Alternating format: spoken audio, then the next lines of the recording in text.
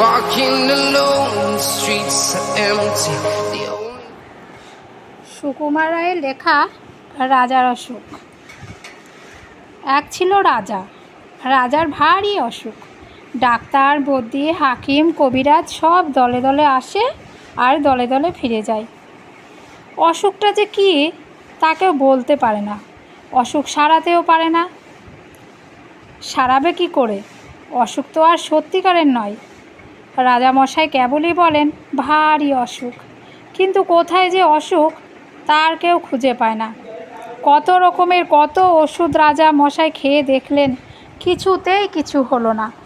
মাথায় বরফ দেওয়া হলো, পেটে সেঁক দেওয়া হলো, কিন্তু অসুখের কোনো কিনারাই হলো না। তখন রাজামশাই গেলেন ক্ষেপে। তিনি বললেন, দূর করে দাও এই অপদার্থগুলোকে, আর ওদের পুঁথিপত্র যা আছে সব কিছু কেড়ে নিয়ে জ্বালিয়ে দাও। এমনই করে চিকিৎসকরা বিদায় হলেন। ভয়ে আর কেউ রাজার বাড়ির দিকেও যায় না। তখন সকলের ভাবনা হলো, তাই তো, শেষটায় কি রাজামশাই বিনা চিকিৎসায় মারা যাবেন? এমন সময় কোথা থেকে এক সন্ন্যাসী এসে বলল, অসুখ সারাবার উপায় আমি জানি, কিন্তু সে ভারী শক্ত। তোমরা কি সে সব করতে পারবে? মন্ত্রী, কোটাল, সেনাপতি, পাত্রমিত্র সবাই বলল, কেন পারবো না, খুব পারবো। জানো, দিতে হয় জান দেব।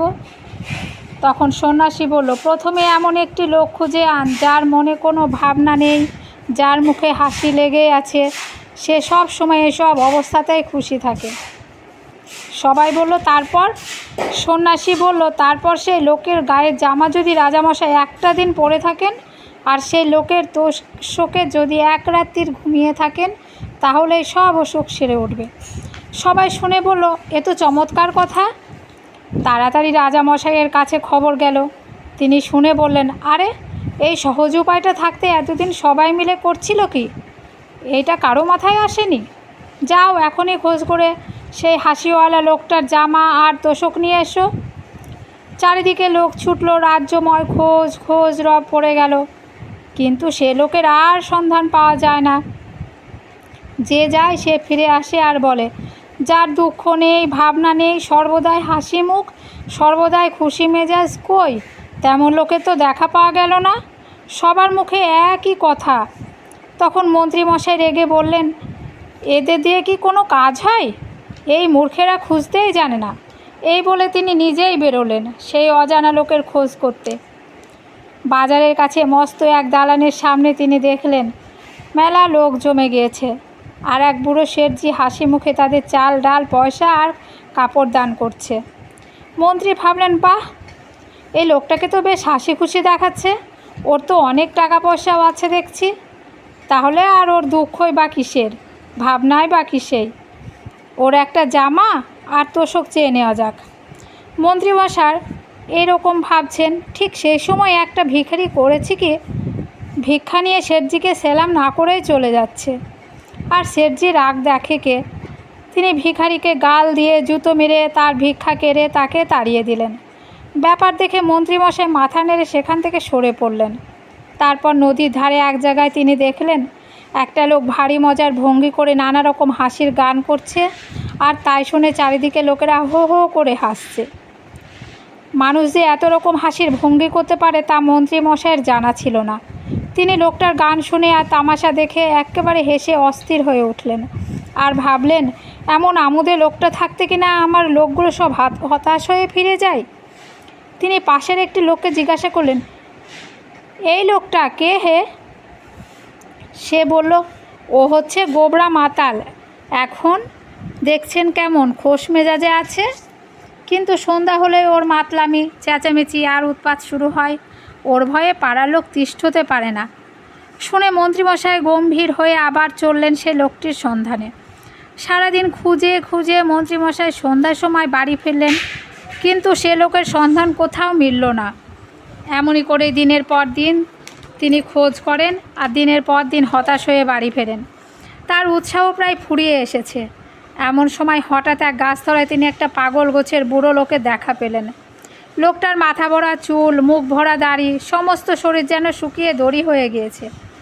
মন্ত্রী বলেন, তুমি এত হাসছো কেন? সে বলল, হাসবো না? পৃথিবী বন বন করে ঘুরছে, গাছের পাতা সরে সরে যাচ্ছে, মাঠে মাঠে ঘাস গজাচ্ছে, রোদ উঠছে, বৃষ্টি পড়ছে, পাখিরা গাছে এসে বসেছে, আবার সব উড়ে যাচ্ছে। এসব চোখের সামনে দেখছি আর হাসি পাচ্ছে। মন্ত্রী বললেন, তাই নাই বুঝলাম, কিন্তু শুধু বসে বসে হাসলে তো আর মানুষের দিন চলে না। তোমার কি আর কোনো কাজকর্ম নেই? ফকির বলল, তা কেন থাকবে না? সকালবেলায় নদীতে যায়, সেখানে স্নান টান সেরে লোকজনের যাওয়া আসা, কথাবার্তা, এইসব তামাশা দেখে আবার গাছতলায় এসে বসি। তারপর যেদিন খাওয়া জোটে খায়, যেদিন জোটে না খায় না। যখন বেড়াতে ইচ্ছে হয় বেড়াই, যখন ঘুম পায় তখন ঘুমাই। কোনো ভাবনা চিন্তা হট্টগোল কিছুই নেই, ভারী মজা। মন্ত্রী খানিক মাথা চুলকিয়ে বলেন, যেদিন খাওয়া পাও না সেদিন কি করো? ফকির বলল, সেদিন তো কোনো ল্যাটাই নেই, চুপচাপ পড়ে থাকি আর সব তামাশা দেখি। বরং যেদিন খাওয়া হয় সেদিনই হাঙ্গামা বেশি। ভাত মাখো রে, গ্রাস তোলো রে, মুখের মধ্যে ঢোকাও রে, চিবো রে, গেলো রে, তারপর জল খাও রে, আচাও রে, হাত মুখ মোছো রে, কত রকম কাণ্ড। মন্ত্রী দেখলেন এতদিনে ঠিক মতন লোক পাওয়া গিয়েছে। তিনি বললেন, তোমার গায়ের এক আধখানা জামা দিতে পারো? তার জন্য তুমি যত ইচ্ছে দাম নাও, আমরা দিতে প্রস্তুত আছি। শুনে লোকটা হো হো করে হাসতে লাগলো। বলল, আমার আবার জামা? এই সেদিন একটি লোক একটি শাল দিয়েছিল, তাও তো ছাই ভিখারিকে দিয়ে দিলাম। জামাটা আমার ধার ধারি না কোনো দিন। মন্ত্রী বললেন, তাহলে তো মহা মুশকিল। যদি বা একটা লোক পাওয়া গেল, আবার তার জামা নেই। আচ্ছা, তোমার বিছানার তোষকখানা দিতে পারো? কত দাম চাও বলো, আমরা টাকা ঢেলে দিচ্ছি। এবারে ফকির হাসতে হাসতে মাটিতে লুটিয়ে পড়ল। তার হাসি আর থামেই না। অনেকক্ষণ হেসে তারপর সে বলল, 40 বছর বিছানায় চোখেই দেখলাম না, আবার তোষক আর গদি। মন্ত্রীমশাই বড় বড় চোখ করে বলেন, জামাও গায়ে দাও না, লেপ কম্বল বিছানাও সঙ্গে রাখো না, তোমার কি অসুখও করে না ছাই? ফকির বলল, অসুখ আবার কি? অসুখ টসুখ ওসব আমি বিশ্বাস করি না। যারা কেবল অসুখ অসুখ ভাবে তাদেরই খালি অসুখ করে। এই বলে ফকির আবার গাছে হেলান দিয়ে ঠ্যাং বেলে খুব হাসতে লাগলো। মন্ত্রীমশাই হতাশ হয়ে বাড়ি ফিরলেন।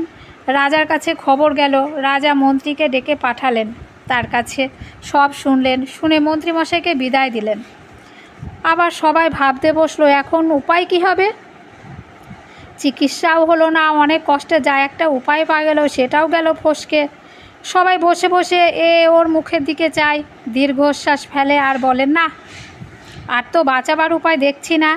ওদিকে রাজামশাই ভাবতে বসেছেন, আমি থাকি সব সময় রাজার হালে, ভালো ভালো জিনিস খাই, কোনো কিছুর অভাব নেই, লোকেরা সব সময় তোয়াজ করছে। আমার হলো অসুখ, আর ওই হতভাগা ফকির, যার চালচুলো কিচ্ছু নেই, জামা নেই, কম্বল নেই, গাছতলায় পড়ে থাকে, যা পায় তাই খায়, সে কিনা বলে অসুখ টসুখ কিছুই মানেই নয়। সে ফকির হয়ে অসুখ উড়িয়ে দিতে পারলো, আর আমি রাজা হয়ে পারবো না?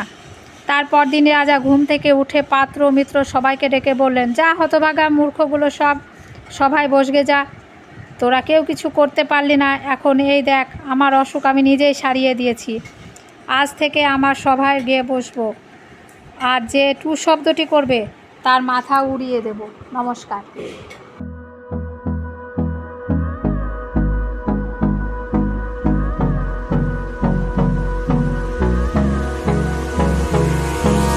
Hold me close till I get up. Time is